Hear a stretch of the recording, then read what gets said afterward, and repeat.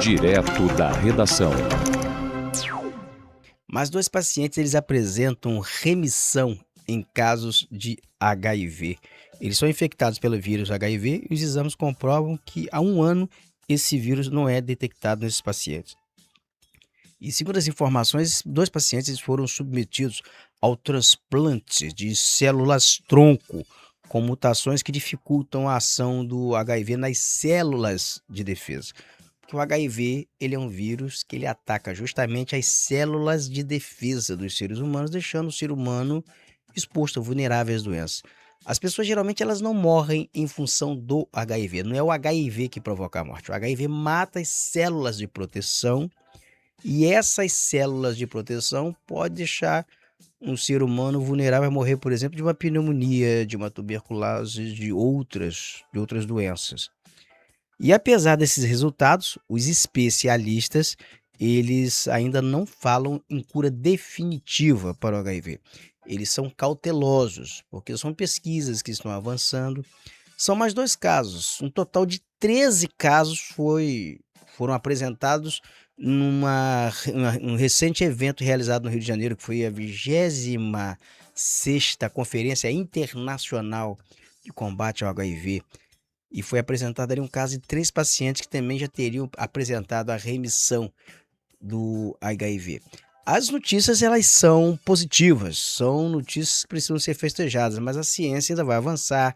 Esses testes, eles tendem a avançar para daí então se falar em cura dos pacientes afetados pelo vírus HIV. Vamos conferir os detalhes agora na reportagem.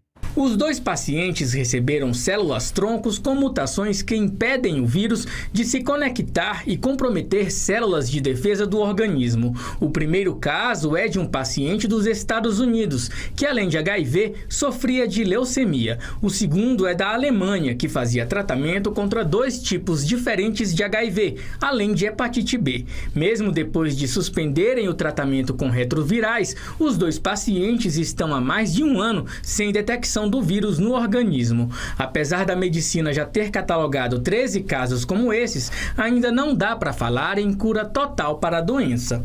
No caso do paciente HIV, porque ele ficou com a imunidade comprometida, várias doenças podem surgir, dentre elas o câncer.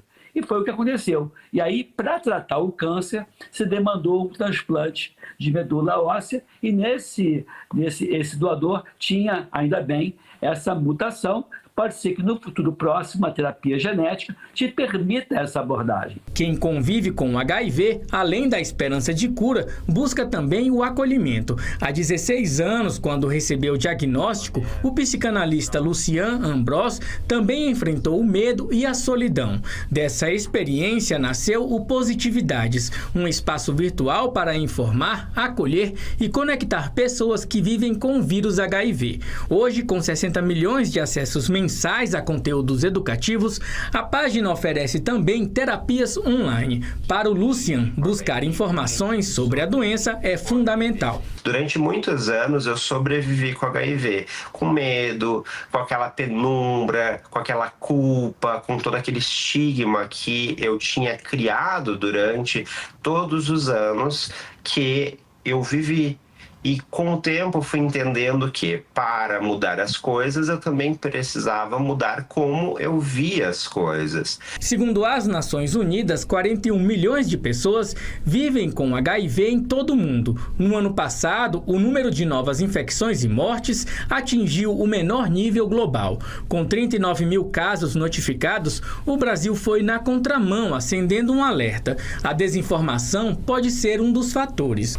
Segundo um levantamento com mais de 2 mil adultos brasileiros, 36% acham que homens héteros não correm risco de contrair HIV. Menos da metade dos entrevistados já fez testes para a doença. Entre os que já pensaram em fazer o teste, 40% desistiram alegando que não estão em risco. Além de tratamento com retrovirais e acompanhamento clínico, o SUS oferece também prevenção como preservativos, testes rápidos e os medicamentos PrEP e PEP, que não previnem outras doenças além do HIV.